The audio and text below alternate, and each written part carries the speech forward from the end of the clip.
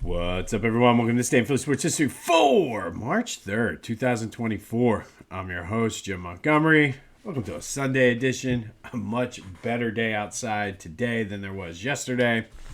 But as always, let's start with a recap of yesterday's question of the day. I asked you, what is the most unbreakable record in sports? I was trying to keep it. All of them are unbreakable, so it was kind of a hard process to do. But 38% of you said Joe DiMaggio's 56-game hitting streak will be the toughest, most unbreakable to break. A lot of people said 100 points in a game. And I don't know. I could see somebody doing that and them really, because it got to the point with Wilt that they were trying to feed it to him. And I feel like with certain things like that, to get to history, somebody will let them do that, and it's just a matter of whether the other team will have enough pride to try to stop it. But it had some good write-in ones, too. Cy Young's 511 career wins, 100%. I don't think anybody at this point gets even close to 300, just the way that careers go and the way pitchers are used. Tiger Woods' cut streak, that's that and Cal Ripken's, I think, are not even on the level of this conversation because of how unbreakable they will be. Somebody wrote in Dave Schultz penalty minutes for a season and John Stockton's career assists. That's, again, another good one, too. All good ones. Thank you, as always. This was a fun one to do, but for participating in the question of the day, 267-495-8531 gets you in. I personally think probably the 50-game or 56-game hitting streak would be the one that could have a shot because guys always seem to get close. But to do that for 56 games, which is roughly a third of the season or so, a little in between a quarter and a third of the season, not get out in a game or get a hit in every game is pretty impressive. Speaking of impressive, the A League Apart exhibit at Camden County College is phenomenal. We've been talking about it for a couple weeks now. The Negro League's Barrier Breakers started for Black History Month, but it will continue until May. Check that out. I also sat down with Brian Michael, the producer, on Back to the Future. Go find that wherever you get your podcast, as well as on YouTube. Back to the Future with a PH. Give that a like and a subscribe, as well as this podcast. Let's help grow this thing. Again, I have a lot of good things on the horizon. I just need to get the analytics where they need to be for that algorithm. So any little bit helps. Leave a review. Just get some interaction going, and really let's grow this thing. All right, Bubble Watch, which I kind of like calling it Bubble Watch. But Villanova with an impressive 71-60 win up in Providence yesterday. Great win. And Joey Brackett's real-time updated his bracketology. And Villanova is now officially, well, not officially, but according to him, Villanova is the last team in. Providence is the first team out. But the way they won that game is good for Villanova. So as they have two regular season games left against Seton Hall and Creighton. So that is, both of those games are huge. Creighton is a top 15 team. Beat Marquette yesterday. Seton Hall is another one of those bubble teams in the last four in. So one more win of those last two should be good to get the Wildcats in the Big Dance. Obviously going on a nice little run in the Big East tournament will get them off of that last four in line and a better seed and not having to play on Tuesday. But good win for the Wildcats as they look to punch their ticket. But overall, that was an impressive game. I think that might be the best game of Kyle Neptune's career, I think, that I've seen them play so far. But all good. Temple women are in action today, this afternoon, against East Carolina. They're still in that three-way tie for first. So hopefully they can make some moves. They're posturing for seeding in the American tournament. I don't think that they don't have a shot at an at-large bid, but if they could win the American, they could be going dancing as well. Philadelphia Sports Hall of Fame ballot is out. The deadline to get them in is March 8th. While you can't, as a fan, have any direct say in who gets in, They are giving you an opportunity to get your voice heard. If you go to phillyhall.org/fansvoice, fill out a bracket, and if your bracket comes the closest to the official induction class, you will receive 2 VIP tickets to the ceremony. That's phillyhall.org/fansvoice. The link is in the description as well for your chance to win 2 VIP tickets to the Philadelphia Sports Hall of Fame ceremony this November. Good win for the Flyers, a win that they need it, but they should have won. So whenever at this point, the schedule's getting tougher for them down the stretch. And they're really, if they can hang on and make the playoffs, they will have earned it with the schedule. There's Carolina's on there, Boston's on there a couple times. I think the Rangers, a lot of teams that are in the playoffs above them in the standings for the Eastern Conference. But 4-2 win over the Senators, a team below them, which those are the games you got to win. We always see that with the Eagles. They used to always play down to their competition and then end up beating a team they had no business beating. But Flyers took care of business the way they should have last night. Tyson Forrester had 2 goals, including a penalty shot within a span of like 45 seconds, which is impressive. They are 5 points up on the Islanders in the Metro Division for that last non-wildcard spot. But like I said, the schedule gets tougher. They already have more wins than what they had all of last year, so we are seeing improvement. So much for the rebuild. But now the question becomes, what are they going to do within the next week or two with the trade deadline looming without, because obviously the NHL playoffs, though, I will say, of any of the sports, if you get a hot goaltender, a 6, 7, or 8 seed can make a run and get to the Stanley Cup. We've seen it so many times. The Flyers did it back in 2010. So I'm not saying they don't have a shot, but realistically, this team is not built necessarily for that long run. So hopefully they don't mortgage what they have and kind of stick to their plan moving forward and don't necessarily wreck the future of the team to make a run for this year when it's like, maybe we're good, maybe we're not. But we'll see what they have to do. The schedule, like I said, is getting very tough. They take on the Blues tomorrow, which is a tough game.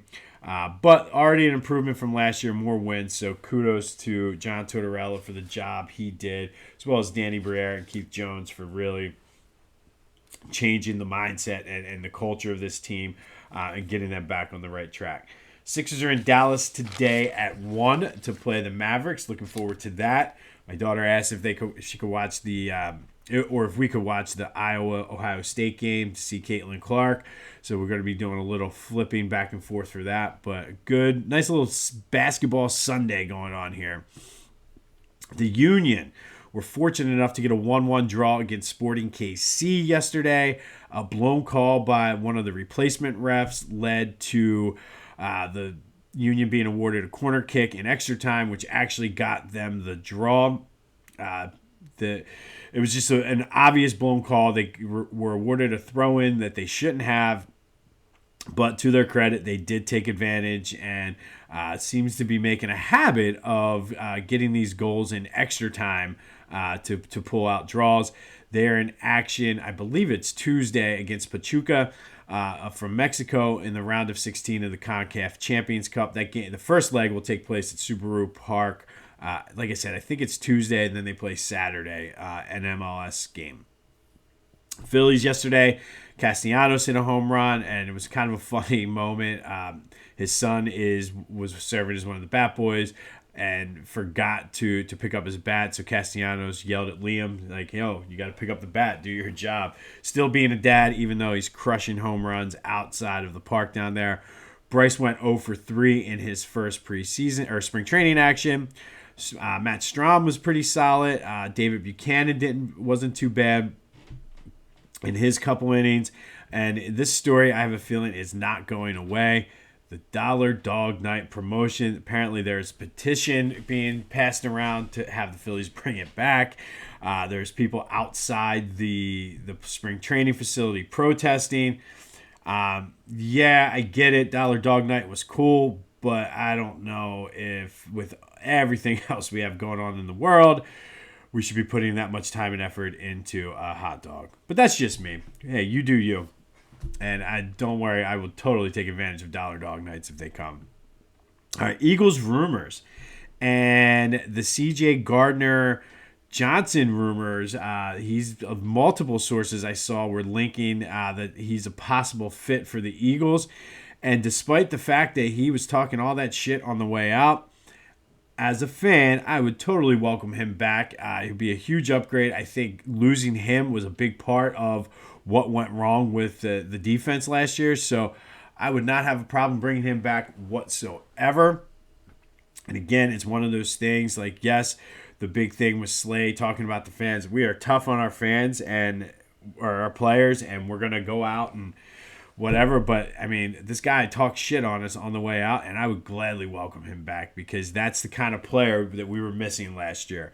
The other big story was Jason Kelce. Not necessarily an announcement he made, but I heard a lot of talk on WIP, and I was listening to Howard Eskin on the way to basketball yesterday, and he had a different take, and of course he works for the Eagles, so he is going to have a slightly different take. But is he like what should be the deadline? Free agency's coming up. I doubt they would go out, and it's just not the Eagles' way anyway, to go out and sign a big name free agent offensive lineman. They like to draft them and bring them in through Stoutland University. But when is he, like, if he comes back next year, should they, like, that changes kind of what they do in the draft. And Howard Eskin was like, he should take as long as he wants. He's earned that right. And yeah, the man's a legend, Hall of Famer. But it's an interesting question. Like, should the Eagles give him an ultimatum? Like, Jason, we need to know by this date so we can start making our plans for the future.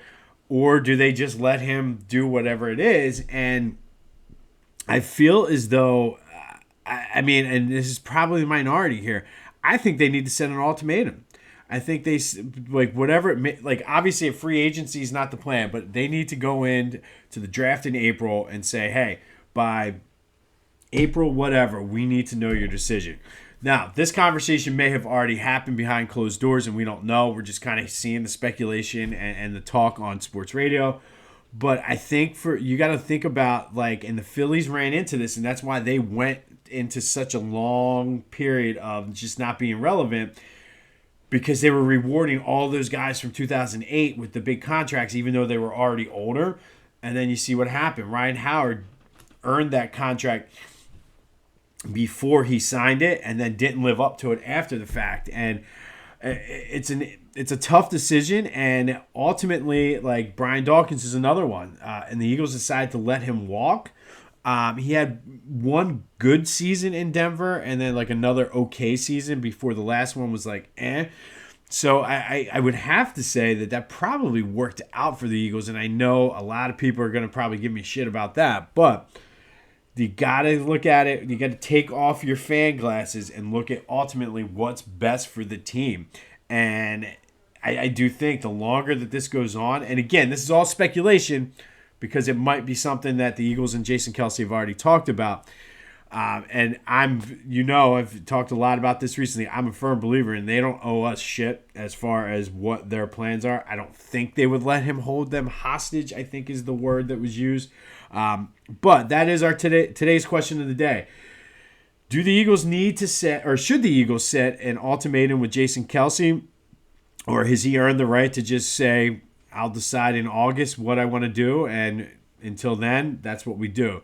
Let me know what your thoughts are. 267-495-8531 gets you in.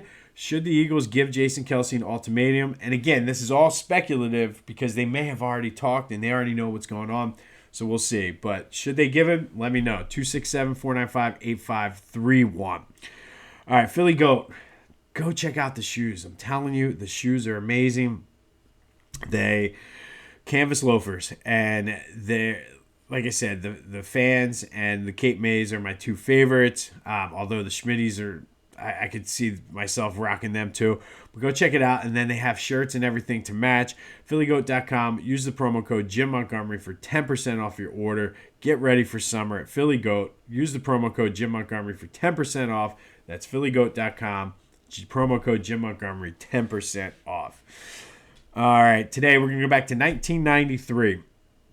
and the beginning of the dark days of the Sixers. But on this day, the Suns beat the Sixers 125-115 at America West Arena. Hersey Hawkins led the Sixers with 24 points, 6 rebounds, 6 assists, and added 2 steals. Charles Barkley, playing in his first game against his former team, he was traded that offseason, had 36 points, 17 rebounds, and 9 assists. Just came up 1 assist short of a triple-double in his return game against his former team. But none of that was the big story. The big story was Manute Bol. Yes, 7'7" Manute Bol. Did not play in the first half. Coach Doug Moe was frustrated with the way the team was playing, so he benched the starters, started the entire second team to start the second half to try to spark them because they were losing 72-55. It was just cruise control. I mean, granted, that Sixers team was horrible, and the Suns were an NBA Finals team that took Michael Jordan to 6 games, I think. But Manute Bol coming in, or just in his career, was a 21% three-point shooter. He hadn't attempted a three-pointer in like a year and a half. Just started chucking up three-pointers in the second half of that game. And if you can, look up the video of Manute Bol's 6 three-pointers in a game. And the way he was doing, when I say chucking up, it was not a jump shot. He literally just was taking it over the back of his head and just throwing it like he was working out with a medicine ball. But when it was all said and done, I kind of I buried the lead there. But he went 6 for 12 from three-point range. Yes, he hit 6 three-pointers in the second half of a game and actually made the game much closer than what it was. You saw that they ended up being down by 10, I think, or losing by 10. At one point, they got it down to 9. Bol ended the game with 18 points, 3 rebounds, 3 blocks in 24 minutes, including the 6 three-pointers. Making this feat even more remarkable was the fact that he only made 7 more three-pointers the rest of his career. He did have a season where he made 20. I think it was like 20 of 90 he shot, but that was early in his career. But it was one of the few highlights of a very, very bad 26-56 season. This is when they just were getting lottery picks and missing on every single one of them. This was the best season, though, they had post-Barkley until Allen Iverson came along 4 years later. But on this day, 1993, Suns beat the Sixers 125-115. It was Charles Barkley's first game against his former team. But Manute Bol stole the spotlight, hitting 6 three-pointers in the second half of that game, going 6 for 12. The fact that he shot 12 three-pointers in the second half, and he's a 7'7" guy, and Doug Moe, by the way, was fired literally 4 days later. So I think the front office kind of were like, what are you doing letting Manute Bol shoot 12 three-pointers? But if you can, look up the video, because honestly, when I say he was just chucking the ball up, his form, everything, no jump, he would step, and it was like he was throwing a medicine ball. 6 of 12 of them went in, and it's just great to... It was one of the, like I said, it was one of the highlights of a very, very bad season for the Sixers. But on this day, Manute Bol went 6 for 12 from three-point range, only shot 7 more his entire career. And he and Barkley were pretty good friends, so it's kind of funny reading some of the comments Barkley said after the game. All right, today our Philly Sports Women's History Spotlight. We're going to discuss Marianne Stanley, the Yeadon native. Is an Archbishop Prendergast graduate. She is in the Prendy Hall of Fame. For basketball, she went on to play I think she started off at Westchester, then transferred to Immaculata to play for the legendary Kathy Rush in the Mighty Macs. She is a 2-time Kodak All-American, 2-time Association for Intercollegiate Athletics for Women national champion while at Immaculata for the Mighty Macs. After she graduated, she was hired. She was an assistant to Kathy Rush to start, and then was hired at Old Dominion to be their head coach. First season, she won the women's NIT, led them to 2 AIAW championships in 1970 and 1980 back to back. Once the NCAA came in, she reached the Final Four in 1983. And then won the NCAA championship in 1985. So she's a 3-time women's college basketball champion as a coach. She would go on to coach at Penn, USC, Stanford, and Cal. She had amassed 416 wins, 3 national championships, and became the first modern woman to win a national champion as a player as well as a coach. From the college ranks, she went into the WNBA, where she was an assistant and then won Coach of the Year in 2002 after leading the Washington Mystics to the Eastern Conference Finals. From there, she went back to college and was an assistant for Hall of Famer Vivian Stringer at Rutgers. And then she would go on to coach 3 more years in the WNBA for the Indiana Fever. She is a Women's Basketball Hall of Famer, a Naismith Hall of Famer as a coach, a Philadelphia Sports Hall of Famer, as well as an Old Dominion Hall of Famer to go along with being in Prendy's Hall of Fame. Marianne Stanley is today's Philly Sports Women's History Month Spotlight. Great player, great coach, Hall of Famer. She was successful at the college level as a coach as well as the pro level. Never got the WNBA championship, but was the Coach of the Year in 2002. So shout out to you, Marianne Stanley from Yaden, Prendy, and Immaculata. Today's Philly Sports, I'll get that right, Philly Sports Women's History Spotlight. On this day, back in 1993, Suns beat the Sixers. Barkley 1 assist shy of a triple-double in his first game back against his former team. I'm sure it was a game he had circled on his calendar. But the big story was Manute Bol shooting 6 for 12 from three-point range in the second half of the game, making it closer and really just defying the laws of physics with the way he shot that ball. So please check out the video, I'm telling you, if you can. Good luck to the Sixers today. Good luck to the women Owls today. Hopefully things kind of fall and work their way out for the Villanova Wildcats. But get out after the rain yesterday. It looks like today's going to be a beautiful day. Get out and enjoy it. Have yourselves a Sunday. This has been This Day in Philly Sports History. I'm Jim Montgomery. And until next time, I'll see you when I see you.